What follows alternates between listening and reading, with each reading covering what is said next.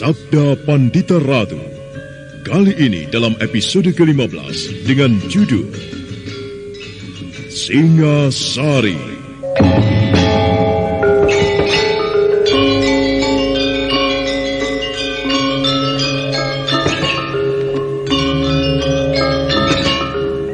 Dalam seri ke-423 ini didukung oleh para pemain Hari Akik sebagai Sakyamurti, Idris Apandi sebagai Yuda Paksa, Elias sebagai Mancasasra, Heri Stiono sebagai Kertajaya, Naryo sebagai Bantar Angin, Mogan sebagai Japanan, dan Asdi Suhastra, pengantar cerita.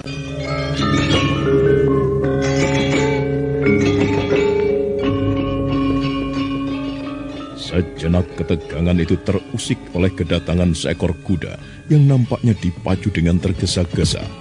Terbukti penunggangnya tidak turun ketika melintasi regol. Penunggang kuda itu meloncat turun dan kemudian bergegas menghadap Kertajaya. Kau Senopati Japana. Ampunkan hamba Baginda, hamba menghadap. Apa yang akan kau laporkan kepadaku? Mohon beribu ampun Baginda. Hamba membawa berita yang sangat mengejutkan. Gusti Tumenggung Aryo Bancak berkhianat Baginda.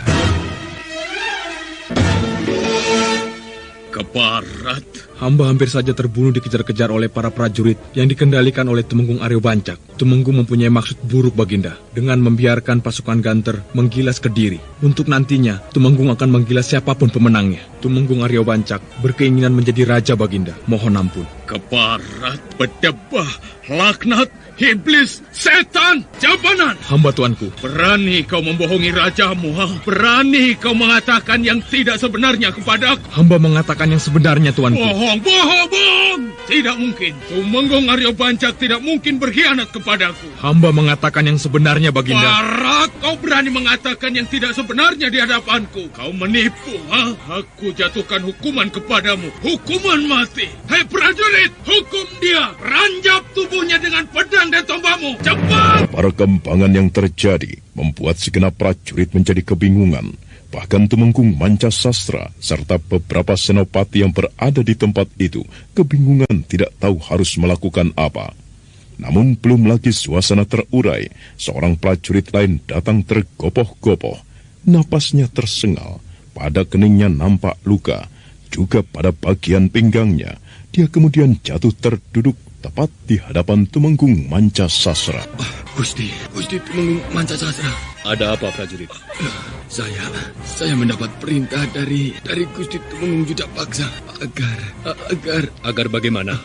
Agar Gusti Tumenggung segera cepat katakan sebelum nafasmu putus. Agar cepat segera membawa Baginda melarikan diri. Sebenarnya lah pertempuran yang terjadi semakin kacau balau bagi Kediri. Sebaliknya bagi para prajurit Tumapel semakin mapan. Pertempuran terjadi bahkan telah menjalar hingga mendekati alun-alun halaman istana. Baginda Kertajaya merasa sesak yang tiba-tiba menyengat dadanya.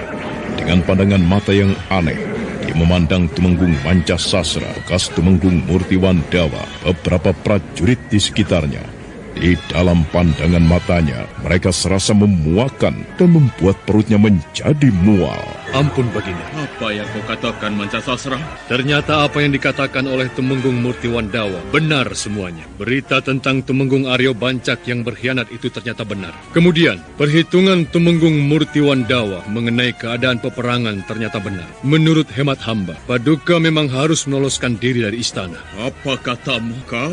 Apa katamu Tumenggung Mancasasra? Mohon ampun Baginda. Namun itulah kenyataan yang sekarang sedang Baginda hadapi. Gila, aku tidak mau meninggalkan Kediri. Pasukan Tumapel dan Ganter yang tidak tahu diri itu harus ditumpas. Ditumpas! Kakang Tumenggung Yuda Paksa telah mengirimkan prajurit penghubungnya. Baginda disarankan untuk segera meloloskan diri dari istana. Jika tidak, maka orang-orang Tumapel akan menjarah istana ini. Menjarah isinya, orang-orangnya. Keparat, mengapa Yuda Paksa tidak bisa mengatasi, ha? Mengapa Yuda Paksa begitu bodoh tidak bisa mengatasi masalah ini? Yang tuanku hadapi adalah kehendak Batara Agung, Baginda. Sebaiknya Baginda segera meninggalkan istana jika Baginda ingin selamat. Iblis semuanya!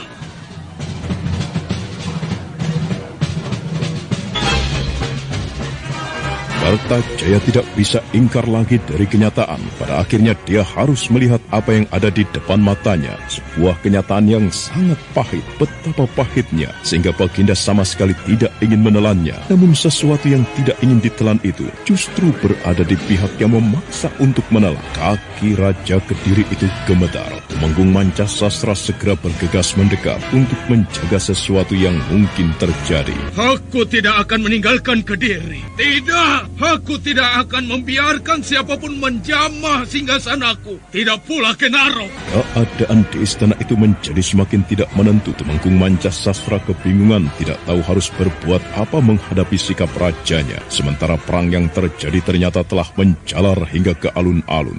Berbagai suara teriakan kasar, teriakan kemarahan, serta jerit kesakitan terdengar jelas hingga ke dalam istana. Kartajaya tetap berdiri bagaikan patung. Ampun Baginda. Mohon Baginda mempertimbangkan sekali lagi. Aku percaya kepada Yudapaksa. Aku percaya kepada kekuatan dan kebesaran prajurit-prajurit Kediri. Ken Arok Silaktas itu tidak akan mampu menyentuhku. Akan tetapi Baginda, Kakang Yudapaksa telah memerintahkan agar Baginda segera meloloskan diri dari istana. Apa hak Yudapaksa memerintahku? Aku raja. Tidak siapapun berhak memerintahku. Kau, dan kamu, kalian semuanya. Hayo, siapa? Siapa yang memilih melarikan diri? Larilah pengecut semuanya! Larilah! Tidak seorang pun yang menjawab. Ruangan itu menjadi hening. Meski peperangan yang terjadi di alun-alun terdengar semakin riuh.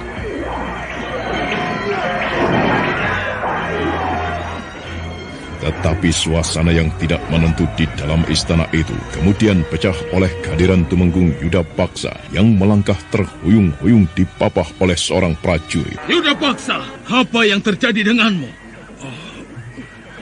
Baginda, hamba. Kenapa denganmu? Kenapa?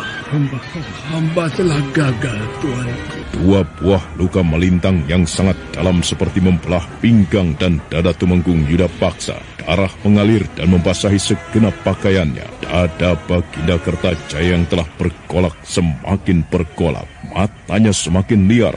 Nampak sangat jelas betapa sulitnya Kertajaya meredakan ketegangan yang mengharu biru dan mempuncah di dalam dadanya sendiri itu. Mampuslah kau Yudapaksa. Ternyata kau sangat mengecewakanku. Aku telah mengampuni kesalahanmu. Aku telah memberi kesempatan lagi kepadamu untuk menghadapi Tumapel. Tetapi apa yang bisa kau berikan kepadaku? Apa? Kau tidak bisa apa-apa. Kau menang, Ken Arok. Kau menang keparat. Baginda! Aku tidak akan membiarkan Ken Arok menjamah singgasanaku. Dia bisa melakukan itu jika aku telah mati. Dengan langkah kontai, seolah telah kehabisan tenaga, Kertajaya melangkah meninggalkan semua orang yang berada di sekelilingnya dan tidak menyisakan peduli sedikit pun pada keadaan yang terluka parah. Tumenggung Mancasastra bergegas menyusulnya, bagaikan digelut oleh sebuah pesona sihir yang tidak terlawan karena sedemikian besar kekuatannya. Para senopati dan prajurit yang hadir di tempat itu kebingungan, tidak tahu harus berbuat apa. Semua perhatian bukan saja tertuju pada Tumenggung Murtiwandawa, tetapi juga pada Tumenggung Yudapaksa. Yudapaksa terkejut melihat Murtiwandawa. Kau, Ya, apa yang kau lakukan di sini? kau terluka parah, Tumenggung Yudapaksa. Jika aku menceritakan untuk apa aku berada di sini, cerita itu tidak sempat selesai. Kau keburu mati. Lukaku parah sekali. Ken Arok benar-benar gila. Ia bukan manusia, tetapi iblis yang muncul dari dasar neraka. Ajianku yang dahsyat, yang mampu membuat asat lautan yang tersentuh oleh tanganku, tidak berarti apa-apa baginya. Kediri kalah Murtiwandawa. Tidak ada siapapun yang mampu membendung banjir bandang Tumapel. Tetapi, Kenapa? bagaimana denganmu? Apakah benar apa yang pernah kau katakan? Akan tetapi sebuah lakon yang dahsyat, Kumbakarna gugur di peperangan melawan Rama Wijaya. Tahan umurmu beberapa saat. Jangan kau keburu mati, Yudapaksa. Aku akan melihat apa yang aku lakukan. Baik, aku akan menunggu. Aku akan gondeli nyawaku agar tidak keburu lepas. Aku akan menyaksikan apa yang kau lakukan, Murti Wandawa. Rasanya menyenangkan jika aku mendapat kesempatan menyaksikan kematianmu. Dan kita berangkat bersama-sama. Yudapaksa, sudahlah, jangan kau menyiksa diri. Tenangkan perasaanmu. Matilah dengan tenang. Gila. Jangan mengumpat. Itu sangat tidak baik kau lakukan menjelang kematian.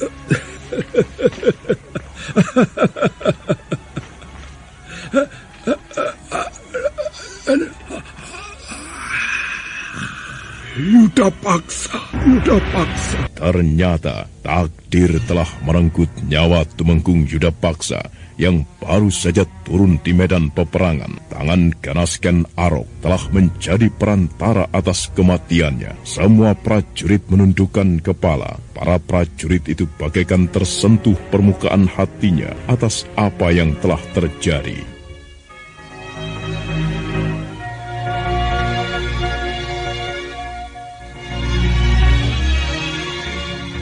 Selamat jalan, Yudapaksa. Tunggulah, aku akan segera menyusul. Senopati Bantarangin. Saya Gusti Temenggung. Jangan panggil aku Gusti Temenggung. Aku bukan Temenggung lagi. Namaku juga bukan Murti Wandawa. Namaku Sakya Murti. Dengar, kau dan segenap prajurit yang berada di sini. Kalian harus melihat kenyataan yang pahit. Bahwa Kediri memang berada di ambang kekalahan. Aku ingin bertanya kepadamu, Senopati Bantarangin. Juga kepada para prajurit yang lain. Apakah yang akan kalian lakukan? Kami akan bertempur. Kami akan mempertahankan istana ini dengan nyawa kami. Kami akan berjuang hingga titik darah yang penghabisan. Iya, kami akan berjuang sampai titik darah penghabisan. Kami akan pertahankan istana ini sampai kami semua tumbas. Ya. Benar, tidak akan kami biarkan Tumapel menjamak kehormatan Kediri. Kita gempur Tumapel. Kita hancurkan mereka.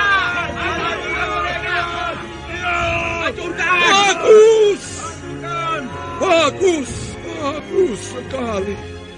Demikianlah seharusnya sikap seorang prajurit sejati yang harus rela mengorbankan jiwa dan raganya untuk negeri. Tetapi para senopati dan prajurit, dengarlah kata-kataku. Kalian semua harus bisa melihat kenyataan. Bukan sekedar bertindak dengan membuta. Apa maksud Gusti Murti Wandawa? Kalian tidak boleh mati sia-sia. Dalam keadaan seperti ini, di mana Kediri tidak mungkin lagi membendung prajurit Tumapel yang mengalir bagaikan banjir bandang, adalah jauh lebih baik atau jauh lebih bijak jika kalian berbuat sesuatu yang berarti untuk mencegah lebih banyak jatuhnya para korban. Apa artinya ini, Gusti Tumenggung? Terserah bagaimana kalian mengartikannya. Tetapi jangan kalian mengorbankan kematian yang sia-sia. Para prajurit yang hadir di tempat itu kebingungan karena tidak mengerti apa sebenarnya yang dikehendaki oleh bekas Tumenggung Murti Wandawa. Bagi mereka, sikap itu terasa aneh. Namun sebenarnya lah kata-kata itu amat meresap bahwa mereka tidak boleh mengorbankan nyawa sia-sia. Itulah yang paling penting. Tetapi belum lagi mereka menentukan sikap, Sakya Murti telah melangkah meninggalkan mereka. Tuan Senopati, apakah sebenarnya yang dimaksud oleh Gusti Tumenggung tadi? Apa yang harus kita lakukan? Bagaimana Tuan Senopati? Marilah kita semua berharap semoga orang-orang Tumapel yang datang bagaikan perhara itu bukan seperti segerombolan perampok atau orang-orang liar. Semoga mereka bukan penjara dan memang benar-benar berisi orang-orang yang mempunyai cita-cita untuk berdirinya sebuah tatanan yang baru di Kediri. Lalu? Kita tetap berada di dalam wilayah istana ini. Jika orang-orang Tumapel itu ternyata penjara, Kita harus mempertahankan kehormatan kita dengan takaran nyawa kita. Namun jika kita mendapatkan jaminan dari Ken Arok sendiri, kita menyerah. Kata-kata senopati yang bertugas mengawal istana itu terdengar sangat pahit. Namun para prajurit itu menyadari keadaan yang sedang terjadi. Apa yang telah diucapkan senopati Bantar Angin itu seolah menjadi gambaran sikap yang jelas untuk tidak mati sia-sia. Kalaupun harus mati, matilah dengan cara terhormat dan jantan. Bagaimana, Baginda? Agaknya semuanya akan berakhir malam ini. Yudapaksa luka parah. Lalu? Hampir saja aku gila, tetapi sekarang aku masih bisa menggunakan pikiran jernihku. Kau pergilah bersama Sekar Kedaton melalui terowongan rahasia. Ayahanda sendiri, apakah yang akan Ayahanda lakukan? Aku tidak akan meninggalkan istana ini. Ayahanda? Sudahlah, Sekar Kedaton, dan kau Permaisuri. Waktu yang ada tidak terlampau banyak. Cepat, pergilah. Tumenggung Manca Sastra telah menyiapkan sekelompok prajurit khusus yang akan mengawalmu, menyelamatkan diri dari mara bahaya. Ampun, Ayahanda. Bagaimana, Sekar Kedaton? Jika Ayahanda tidak ikut meloloskan diri, lalu bagaimana dengan hamba dan ibunda yang akan pergi tanpa pengayoman dan perlindungan dari Ayahanda? Tuanku, jika tuanku tidak ikut meloloskan diri dari dalam istana, lalu apakah yang akan tuanku lakukan? Ken Arok si perampok hina itu boleh mengangkangi istanaku kalau sudah melangkai dulu mayatku. Ampun, tuanku. Apakah itu bijaksana? Apa maksudmu, Permaisuri? Barangkali tuanku masih mempunyai kesempatan untuk mengakhiri peperangan yang terjadi ini, tuanku. Aku tidak akan menjual kehormatanku, Permaisuri. Aku tidak akan melakukan itu. Keputusanku tetap. Ken Arok boleh menjarah Kediri, tetapi ia harus melangkai mayatku. Ayahanda, meski hamba seorang wanita, namun Ayahanda telah mendidik hamba untuk menjadi seorang wanita yang berjiwa gagah perkasa. Tuanku, izinkanlah hamba tetap berada di sini pula. Sekar Kedaton. Hamba akan ikut mempertahankan Kediri dengan cara sebagaimana Ayahanda melakukannya. Kau tidak perlu melakukan itu, Sekar Kedaton. Lebih baik hamba mati dalam mempertahankan istana ini daripada mati hina dalam pelarian. Sedang apa yang akan hamba hadapi dalam pelarian itu tentu jauh lebih mengerikan dari kematian itu sendiri, Ayahanda. Sekar Kedaton, kau tidak perlu melakukan itu. Dan kau Permaisuri, jangan membantah kata-kataku. Cepatlah kalian berkemas. Tumenggung Manca Sastra akan mengantar dan menjaga keselamatan kalian. Wibawa Kertajaya ternyata masih sangat besar bagi permaisurinya serta bagi Sekar Kedaton. Dengan bersimbah air mata, permaisuri itu menyembah, bahkan kemudian dengan tangan gemetar menyentuh lutut suaminya. Permaisuri raja itu merasa sangat sadar apa sebenarnya yang akan terjadi. Dan nampaknya perpisahan yang akan terjadi itu adalah perpisahan untuk selamanya. Demikian juga dengan Sekar Kedaton, yang hubungan pribadinya sebagai seorang anak dan Kertajaya sebagai seorang ayah merasakan sesuatu yang seolah akan pergi dan menghilang dari dadanya. Sekar Kedaton pun kemudian menangis, tetapi tidak sebagaimana ibunya. Sekar Kedaton masih bisa menahan diri lebih tegar. Apa yang terjadi? Entah. Tetapi kabarnya, Gusti Yudapaksa telah gugur. Jika demikian, pasukan ini tidak ada yang mengendalikannya lagi. Aneh. Mestinya sejak tadi, pasukan kita sudah morat-marit karena kehilangannya senopati tertinggi. Barangkali ada yang mengambil alih kendali setelah Tumenggung Yudapaksa gugur. Persetan. Siapapun yang mengambil alih kendali Panglima Perang, tugasku adalah bertempur, membunuh musuh sebanyak-banyaknya. Kenapa denganmu? Aku baru saja dari induk. Ternyata benar, Gusti Tumenggung Yudapaksa terluka parah dan sekarang telah dibawa menyingkir. Atau barangkali telah mati. Jangan berkata begitu. Tetapi ada yang sangat luar biasa. Sangat luar biasa. Apa yang luar biasa? Tumenggung Murti Wandawa sekarang yang mengambil alih kendali Panglima. Berita tentang Tumenggung Murti Wandawa itu ternyata memang sangat mengejutkan. Semula para prajurit yang sedang bertempur merasa ragu-ragu, namun akhirnya mereka menjadi yakin setelah pertempuran berlangsung beberapa saat. Dengan pengalamannya yang sangat luas sebagai seorang prajurit, Murti Wandawa segera memerintahkan kepada para senopati untuk segera mengubah gelar yang semula tidak karuan menjadi gelar yang mempunyai bentuk meski kurang sempurna. Dan bagi para prajurit Kediri yang sudah berpengalaman, bukanlah hal yang sulit untuk membentuk gelar baru, apalagi dikendalikan oleh orang yang benar-benar mempunyai di dalam bidangnya, Murti Wandawa. Apa yang kau lihat dan akan kau laporkan, prajurit? Ampun, tuanku. Hamba melihat seseorang yang berpakaian kumang, compang-camping seperti pengemis. Akan tetapi, orang itu telah mengambil alih pimpinan pasukan Kediri, tuanku. Apa maksudmu? Hah? Hamba hanya melaporkan apa yang hamba lihat, tuanku. Siapa nama orang itu? Mereka memanggil dengan nama Murti Wandawa, tuanku. Tumenggung Murti Wandawa. Orang itu adalah ayah Kengswara, juga ayah Pinaka Swastirata. Ia telah meninggalkan Kediri untuk beberapa lama. Mengapa sekarang ia justru muncul di Kediri dan langsung mengambil alih kepemimpinan? Rasanya tidak mungkin ia tiba-tiba kembali mengabdi kepada Kertajaya setelah mendapat perlakuan yang menyakitkan dari rajanya itu. Setelah sekian lamanya menjadi buronan. Apa penyebabnya?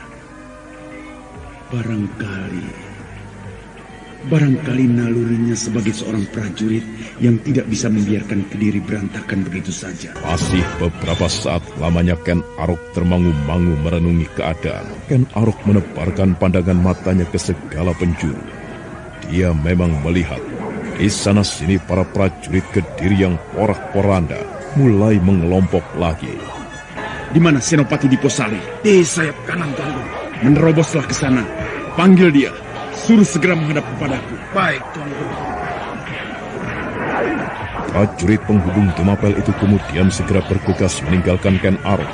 Dengan sangat lincah dia menerobos daerah pertempuran yang sedang berlangsung dengan sengit.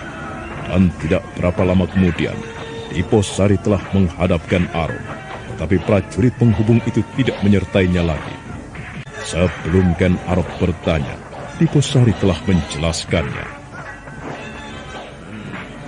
Ken Arok, aku minta ia mengendalikan sayap kanan. Ada apa kau memanggilku? Kau melihat tata pertempuran para prajurit Kediri sekarang. Kenapa? Pertanyaan balikmu itu berarti menunjukkan bahwa kau tidak melihat. Seharusnya pasukan Kediri semakin cerai-berai dan kocar-kacir setelah mereka kita paksa mengubah pertempuran menjadi pasir kutah. Tapi lihat, mereka mulai mengelompok dan bahkan mulai membentuk gelar. Kau tidak melihat itu? Iya, aku melihat. Tumenggung Yudapaksa telah mati di tanganku. Tetapi sekarang ada orang lain yang lebih mumpuni yang mengendalikan prajurit Kediri, yang menyebabkan paling tidak mereka mampu mengulur waktu bertahan lebih lama lagi. Ken Arok, siapa yang kau maksud? Tumenggung Murti Wandawa. Bukan orang yang patut untuk diremehkan. Kemampuannya dalam olah gelar peperangan sungguh luar biasa. Ia mampu membentuk jebakan-jebakan yang bisa memporak-porandakan prajurit Tumapel. Nah, Diposari, aku minta kau menggantikan aku mengendalikan seluruh pasukan. Aku akan mencari Tumenggung Murti Wandawa. Perkembangan keadaan memang mulai membingungkan pasukan Tumapel. Prajurit-prajurit Kediri yang telah mengenali isyarat-isyarat khusus yang mengalir melalui pimpinan kelompok telah mulai bergerak yang ada kalanya seperti tidak ada hubungannya dengan peperangan, seolah mereka berlarian. Namun pada kenyataannya, orang-orang yang berlarian itu tiba-tiba telah berkumpul dengan sesama temannya menjadi sebuah kelompok. Adalah malang bagi prajurit Tumapel yang terpisah. Dengan mudah mereka menjadi korban pembantaian. Dengan mempergunakan kemampuannya yang sangat tinggi, Ken Arok menyusup menjelajahi medan pertempuran untuk mencari Tumenggung Murti Wandawa. Tetapi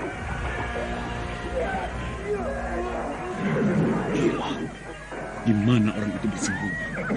Aku tidak melihatnya di pasukan ini. Jika ia tidak segera dibungkam, ulahnya pasti akan sangat merepotkan. Seorang senopati Kediri pasti mengetahui di mana Tumenggung Murti Wandawa itu mengendalikan peperangan. akan aku peras salah seorang dari mereka untuk mendapatkan keterangan itu. Ken Arok menebarkan pandangan matanya memperhatikan perang yang kian riuh. Namun dalam pada itu, Ken Arok tidak pernah menduga ada seseorang yang selalu memperhatikan apa yang diperbuatnya.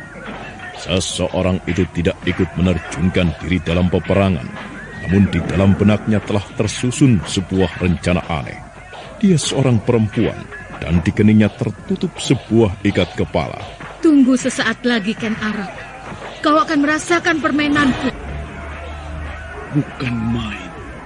Benar-benar telah terjadi perubahan yang sangat menyolok pada cara bertempur orang-orang Kediri.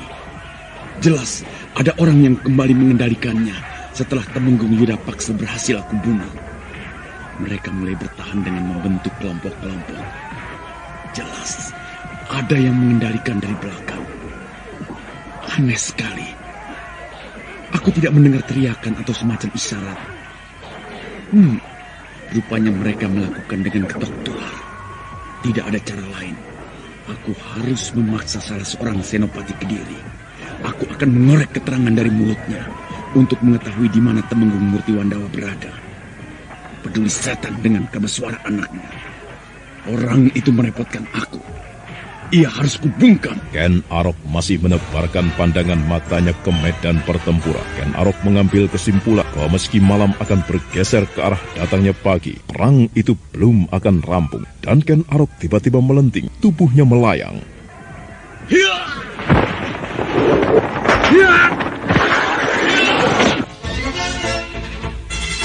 Lincah sekali bagaikan gerak seekor burung sikatan yang menyambar mangsanya. Ken Arok telah melenting dan kemudian menyambar dengan cepat.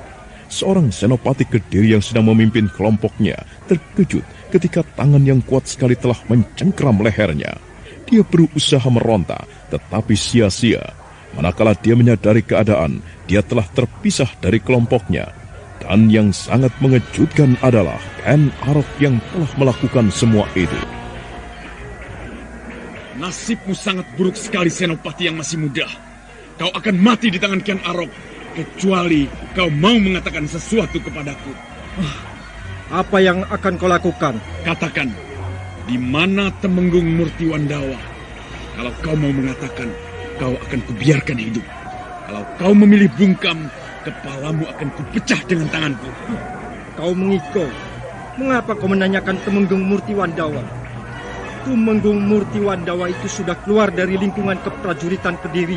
Jangan membodohi aku, apalagi menganggap aku sebagai anak kecil yang tidak tahu apa-apa. Aku tahu Temenggung Murtiwandawa telah mengambil alih pimpinan keprajuritan Kediri. Ayo, katakan di mana orang itu berada. Kurang ngajar. Ayo katakan. Di mana Temenggung Murtiwandawa itu bersembunyi mengendalikan pasukan Kediri? Di mana orang itu? Kalau tidak, aku akan mematahkan lenganmu, kakimu, dan kemudian aku akan membiarkan tubuhmu teronggok tidak ada artinya. Syukurlah jika Gusti Temenggung telah kembali dan memimpin pasukan Kediri.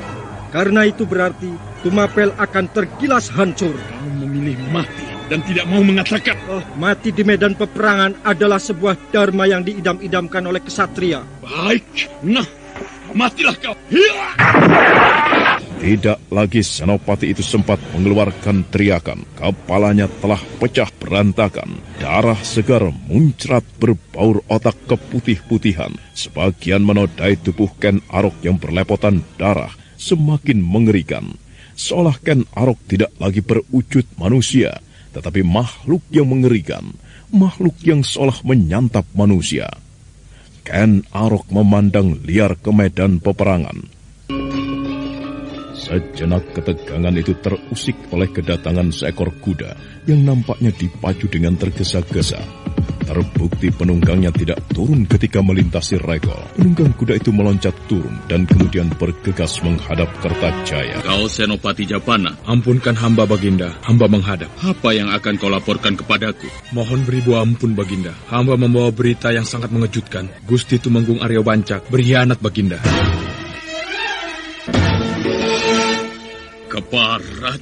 Hamba hampir saja terbunuh dikejar-kejar oleh para prajurit yang dikendalikan oleh Tumenggung Aryo Bancak. Tumenggung mempunyai maksud buruk Baginda dengan membiarkan pasukan Ganter menggilas Kediri. Untuk nantinya, Tumenggung akan menggilas siapapun pemenangnya. Tumenggung Aryo Bancak berkeinginan menjadi raja Baginda. Mohon ampun. Ke barat, berdebah, laknat, iblis, setan, jabanan. Hamba tuanku. Berani kau membohongi rajamu, ha? Berani kau mengatakan yang tidak sebenarnya kepadaku. Hamba mengatakan yang sebenarnya, tuanku. Bohong. Tidak mungkin. Tumenggung Aryo Bancak tidak mungkin berkhianat kepadaku. Hamba mengatakan yang sebenarnya, Baginda. Barat, kau berani mengatakan yang tidak sebenarnya di hadapanku. Kau menipu, ha? Aku jatuhkan hukuman kepadamu. Hukuman mati. Hei prajurit, hukum dia. Ranjap tubuhnya dengan pedang dan tombakmu. Cepat! Perkembangan yang terjadi membuat segenap prajurit menjadi kebingungan.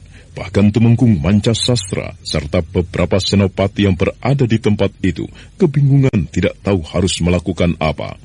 Namun belum lagi suasana terurai, seorang prajurit lain datang tergopoh-gopoh. Napasnya tersengal, pada keningnya nampak luka, juga pada bagian pinggangnya. Dia kemudian jatuh terduduk tepat di hadapan Tumenggung Mancasastra. Gusti Tumenggung Mancasastra. Ada apa, prajurit? Saya mendapat perintah dari Gusti Tumenggung Yudapaksa agar bagaimana? Agar Gusti Tumenggung segera. Cepat katakan sebelum nafasmu putus. Agar cepat segera membawa Baginda melarikan diri. Sebenarnya lah pertempuran yang terjadi semakin kacau balau bagi Kediri. Sebaliknya bagi para prajurit Tumapel semakin mapan. Pertempuran terjadi bahkan telah menjalar hingga mendekati alun-alun halaman istana. Baginda Kertajaya merasa sesak yang tiba-tiba menyengat dadanya. Dengan pandangan mata yang aneh, dia memandang Tumenggung Mancasastra, bekas Tumenggung Murtiwandawa, beberapa prajurit di sekitarnya. Di dalam pandangan matanya, mereka serasa memuakan dan membuat perutnya menjadi mual. Ampun, Baginda. Apa yang kau katakan, Mancasastra? Ternyata apa yang dikatakan oleh Tumenggung Murtiwandawa benar semuanya. Berita tentang Tumenggung Aryo Bancak yang berkhianat itu ternyata benar. Kemudian, perhitungan Tumenggung Murtiwandawa mengenai keadaan peperangan ternyata benar. Menurut hemat hamba, Paduka memang harus meloloskan diri dari istana. Apa katamu kau? Apa katamu, Tumenggung Mancasastra? Mohon ampun, Baginda. Namun itulah kenyataan yang sekarang sedang Baginda hadapi. Gila, aku tidak mau meninggalkan Kediri. Pasukan Tumapel dan Ganter yang tidak tahu diri itu harus ditumpas. Ditumpas! Kakang Tumenggung Yudapaksa telah mengirimkan prajurit penghubungnya. Baginda disarankan untuk segera meloloskan diri dari istana. Jika tidak, maka orang-orang Tumapel akan menjarah istana ini. Menjarah isinya, orang-orangnya. Ke barat. Mengapa Yudapaksa tidak bisa mengatasi, ha? Mengapa? Mengapa Yudapaksa begitu bodoh tidak bisa mengatasi masalah ini? Yang tuanku hadapi adalah kehendak Batara Agung, Baginda. Sebaiknya Baginda segera meninggalkan istana jika Baginda ingin selamat. Iblis semuanya!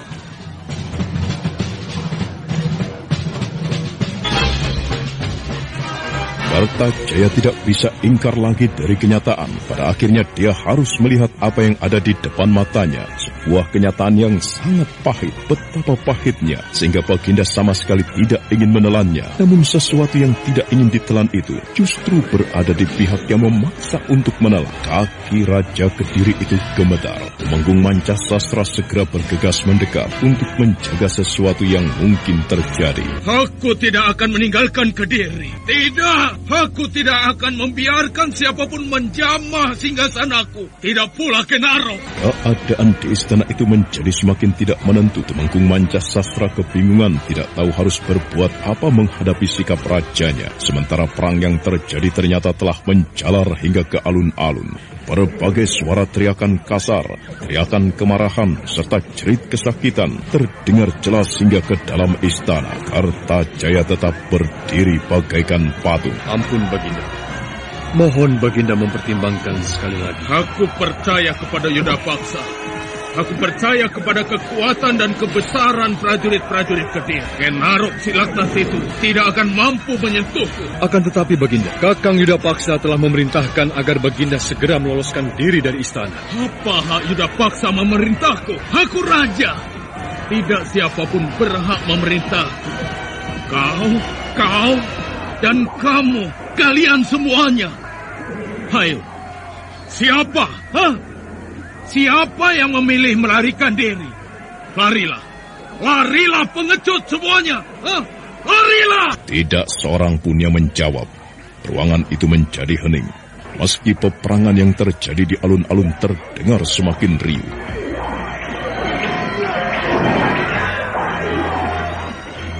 Tetapi suasana yang tidak menentu di dalam istana itu kemudian pecah oleh kehadiran Tumenggung Yudapaksa yang melangkah terhuyung-huyung dipapah oleh seorang prajurit. Yudapaksa, apa yang terjadi denganmu?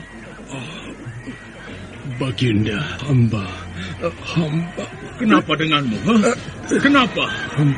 Hamba telah gagal, Tuanku. Dua buah luka melintang yang sangat dalam seperti membelah pinggang dan dada Tumenggung Yudapaksa. Darah mengalir dan membasahi segenap pakaiannya. Dada Baginda Kertajaya yang telah bergolak semakin bergolak. Matanya semakin liar.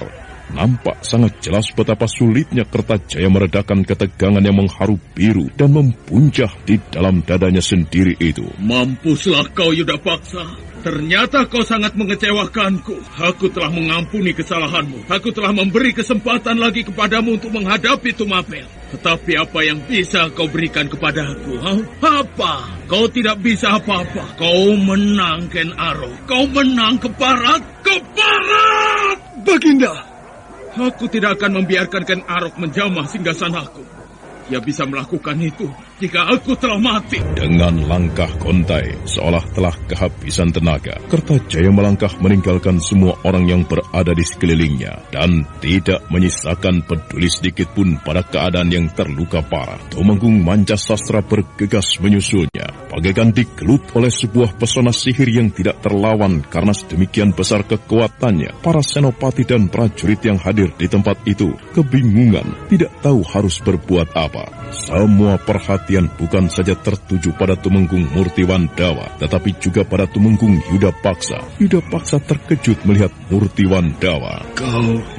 Apa yang kau lakukan di sini? Kau terluka parah, Tumenggung Yudapaksa. Jika aku menceritakan untuk apa aku berada di sini, cerita itu tidak sempat selesai. Kau keburu mati. Lukaku parah sekali. Ken Arok benar-benar gila. Ia bukan manusia, tetapi iblis yang muncul dari dasar neraka.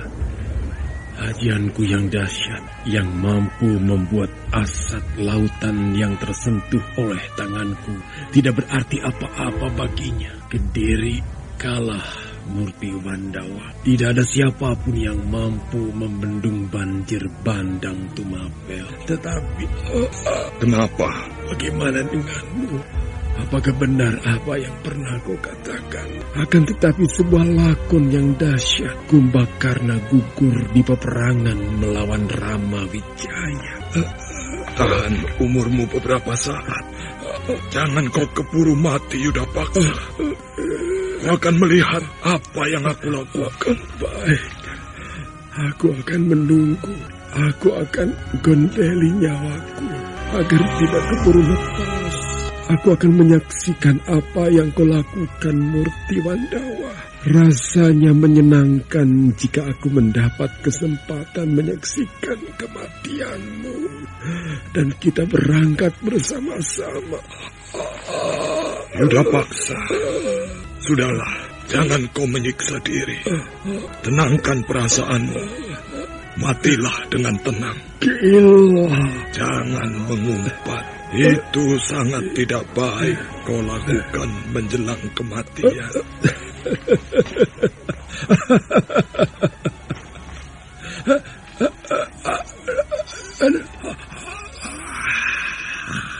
Yudapaksa. Ternyata takdir telah merenggut nyawa Tumenggung Yudapaksa yang baru saja turun di medan peperangan. Tangan ganas Ken Arok telah menjadi perantara atas kematiannya. Semua prajurit menundukkan kepala. Para prajurit itu bagaikan tersentuh permukaan hatinya atas apa yang telah terjadi.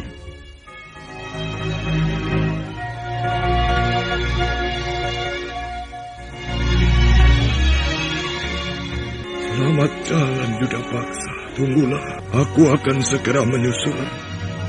Senopati Bantarangin.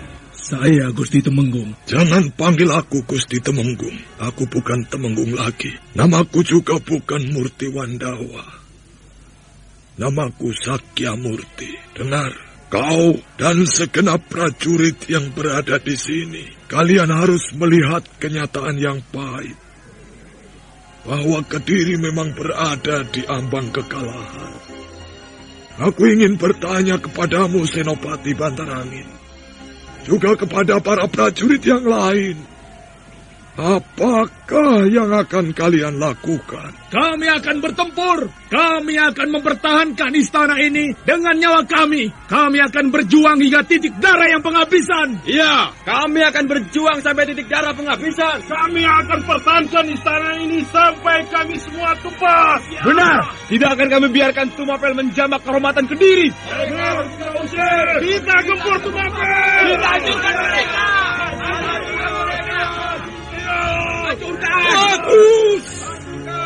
Bagus sekali. Demikianlah seharusnya sikap seorang prajurit sejati yang harus rela mengorbankan jiwa dan raganya untuk negeri. Tetapi para senopati dan prajurit, dengarlah kata-kataku. Kalian semua harus bisa melihat kenyataan, bukan sekedar bertindak dengan membuta. Apa maksud Gusti Murti Wandawa? Kalian tidak boleh mati sia-sia. Dalam keadaan seperti ini, di mana Kediri tidak mungkin lagi membendung prajurit Tumapel yang mengalir bagaikan banjir bandang, adalah jauh lebih baik atau jauh lebih bijak jika kalian berbuat sesuatu yang berarti untuk mencegah lebih banyak jatuhnya para korban. Apa artinya ini, Gusti Tumenggung? Terserah bagaimana kalian mengartikannya. Tetapi jangan kalian mengorbankan kematian yang sia-sia. Para prajurit yang hadir di tempat itu kebingungan karena tidak mengerti apa sebenarnya yang dikehendaki oleh bekas Tumenggung Murti Wandawa. Bagi mereka, sikap itu terasa aneh. Namun sebenarnya lah kata-kata itu amat meresap bahwa mereka tidak boleh mengorbankan nyawa sia-sia. Itulah yang paling penting. Tetapi belum lagi mereka menentukan sikap, Sakya Murti telah melangkah meninggalkan mereka. Tuan Senopati, apakah sebenarnya yang dimaksud oleh Gusti Tumenggung tadi? Apa yang harus kita lakukan? Bagaimana Tuan Senopati?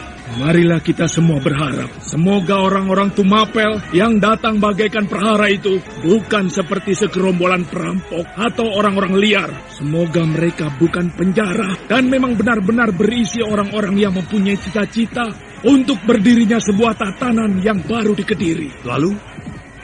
Kita tetap berada di dalam wilayah istana ini. Jika orang-orang Tumapel itu ternyata penjara, kita harus mempertahankan kehormatan kita dengan takaran nyawa kita. Namun jika kita mendapatkan jaminan dari Ken Arok sendiri, kita menyerah. Kata-kata senopati yang bertugas mengawal istana itu terdengar sangat pahit. Namun para prajurit itu menyadari keadaan yang sedang terjadi. Apa yang telah diucapkan Senopati Bantar Angin itu seolah menjadi gambaran sikap yang jelas untuk tidak mati sia-sia. Kalaupun harus mati, matilah dengan cara terhormat dan jantan. Bagaimana, Baginda? Agaknya semuanya akan berakhir malam ini. Yudapaksa luka parah. Lalu? Hampir saja aku gila, tetapi sekarang aku masih bisa menggunakan pikiran jernihku. Kau pergilah bersama Sekar Kedaton melalui terowongan rahasia. Ayahanda sendiri, apakah yang akan Ayahanda lakukan? Aku tidak akan meninggalkan istana ini. Ayahanda? Sudahlah Sekar Kedaton dan kau permaisuri. Waktu yang ada tidak terlampau banyak. Cepat, pergilah. Tumenggung Manca Sasra telah menyiapkan sekelompok prajurit khusus yang akan mengawalmu menyelamatkan diri dari mara bahaya. Ampun Ayahanda. Bagaimana Sekar Kedaton? Jika Ayahanda tidak ikut meloloskan diri, lalu bagaimana dengan hamba dan ibunda yang akan pergi tanpa pengayoman dan perlindungan dari Ayahanda? Tuanku, jika tuanku tidak ikut meloloskan diri dari dalam istana, lalu apakah yang akan tuanku lakukan? Ken Arok si perampok hina itu boleh mengangkangi istanaku kalau sudah melangkai dulu mayatku. Ampun tuanku, apakah itu bijaksana? Apa maksudmu, Permaisuri?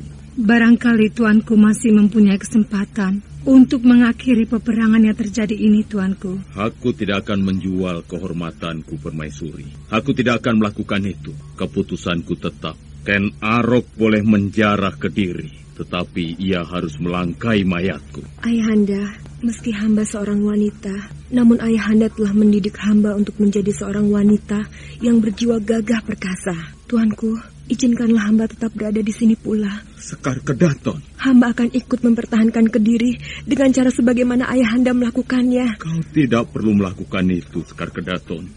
Lebih baik hamba mati dalam mempertahankan istana ini daripada mati hina dalam pelarian. Sedang apa yang akan hamba hadapi dalam pelarian itu tentu jauh lebih mengerikan dari kematian itu sendiri, Ayahanda. Sekar Kedaton, kau tidak perlu melakukan itu. Dan kau Permaisuri, jangan membantah kata-kataku. Cepatlah kalian berkemas.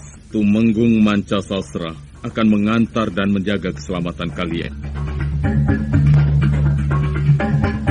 Wibawa Kertajaya ternyata masih sangat besar bagi permaisurinya serta bagi Sekar Kedaton. Dengan bersimbah air mata, permaisuri itu menyembah, bahkan kemudian dengan tangan gemetar menyentuh lutut suaminya. Permaisuri raja itu merasa sangat sadar apa sebenarnya yang akan terjadi. Dan nampaknya perpisahan yang akan terjadi itu adalah perpisahan untuk selamanya. Demikian juga dengan Sekar Kedaton, yang hubungan pribadinya sebagai seorang anak dan Kertajaya sebagai seorang ayah merasakan sesuatu yang seolah akan pergi dan menghilang dari dadanya. Sekar Kedaton pun kemudian menangis, tetapi tidak sebagaimana ibunya. Sekar Kedaton masih bisa menahan diri lebih tegar. Apa yang terjadi? Entah. Tetapi kabarnya, Gusti Yuda Paksa telah gugur. Jika demikian, pasukan ini tidak ada yang mengendalikannya lagi. Aneh. Mestinya sejak tadi, pasukan kita sudah morat-marit karena kehilangannya Senopati tertinggi. Barangkali ada yang mengambil alih kendali setelah Tumenggung Yuda Paksa gugur. Persetan. Siapapun yang mengambil alih kendali Panglima Perang, tugasku adalah bertempur, membunuh musuh sebanyak-banyaknya. Kenapa denganmu? Aku baru saja dari induk. Ternyata benar, Gusti Tumenggung Yuda Paksa terluka parah dan sekarang telah dibawa menyingkir. Atau barangkali telah mati. Jangan berkata begitu. Tetapi ada yang sangat luar biasa. Sangat luar biasa. Apa yang luar biasa?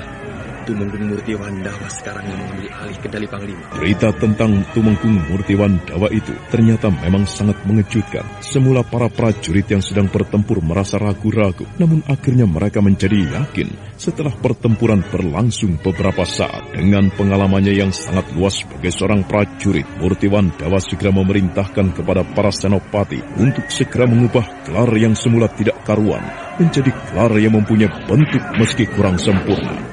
Dan bagi para prajurit Kediri yang sudah berpengalaman, bukanlah hal yang sulit untuk membentuk gelar baru, apalagi dikendalikan oleh orang yang benar-benar mempunyai di dalam bidangnya, Murtiwandawa. Apa yang kau lihat dan akan kau laporkan, prajurit? Ampun, tuanku. Hamba melihat seseorang yang berpakaian kumal, compang-camping seperti pengemis.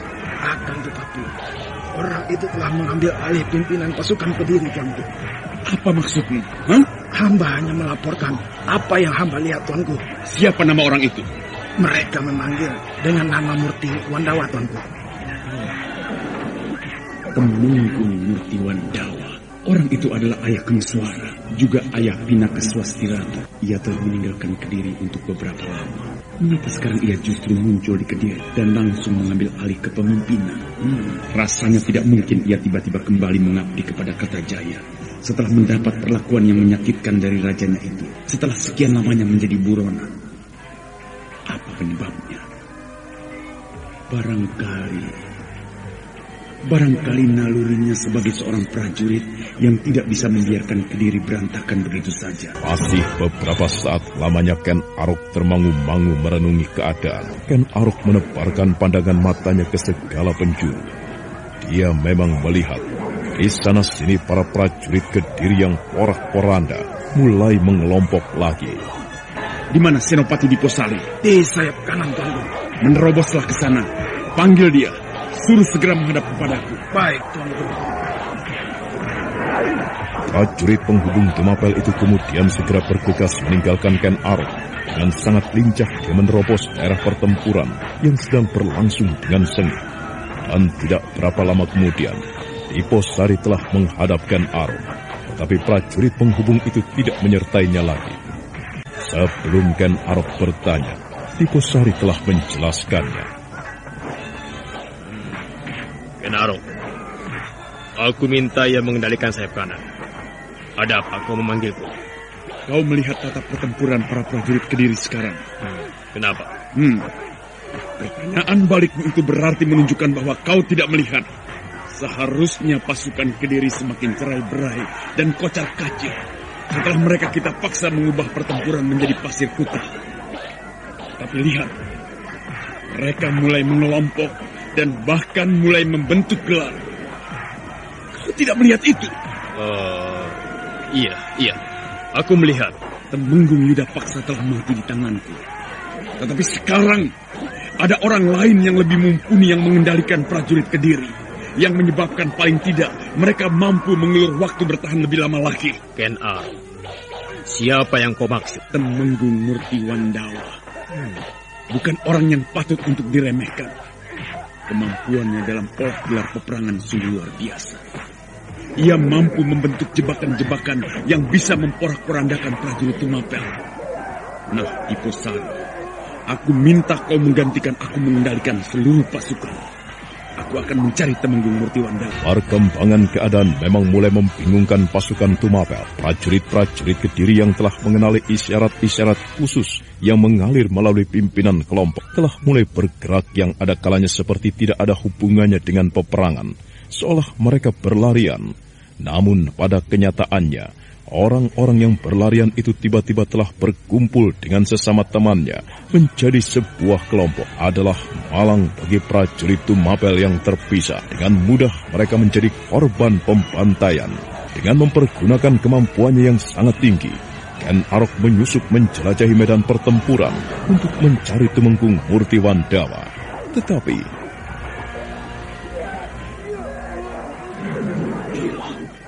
di mana orang itu bersembunyi? Aku tidak melihatnya di pasukan ini.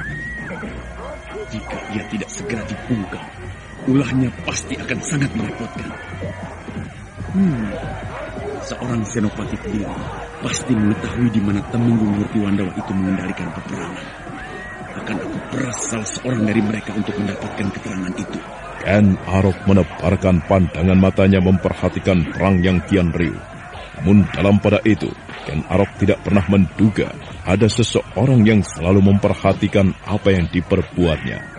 Seseorang itu tidak ikut menerjunkan diri dalam peperangan, namun di dalam benaknya telah tersusun sebuah rencana aneh. Dia seorang perempuan, dan di keningnya tertutup sebuah ikat kepala. Tunggu sesaat lagi, Ken Arok. Kau akan merasakan permainanku. Bukan main. Benar-benar telah terjadi perubahan yang sangat menyolok pada cara bertempur orang-orang Kediri. Jelas ada orang yang kembali mengendalikannya setelah Temenggung Yuda Paksa berhasil aku bunuh. Mereka mulai bertahan dengan membentuk kelompok-kelompok. Jelas ada yang mengendalikan dari belakang. Aneh sekali. Aku tidak mendengar teriakan atau semacam isyarat. Rupanya mereka melakukan dengan ketok tular. Tidak ada cara lain. Aku harus memaksa salah seorang senopati Kediri. Aku akan mengorek keterangan dari mulutnya. untuk mengetahui di mana Temenggung Murtiwandawa berada. Peduli setan dengan Kameswara anaknya. Orang itu merepotkan aku. Ia harus kubungkam. Ken Arok masih menebarkan pandangan matanya ke medan pertempuran. Ken Arok mengambil kesimpulan bahwa meski malam akan bergeser ke arah datangnya pagi, perang itu belum akan rampung. Dan Ken Arok tiba-tiba melenting, tubuhnya melayang.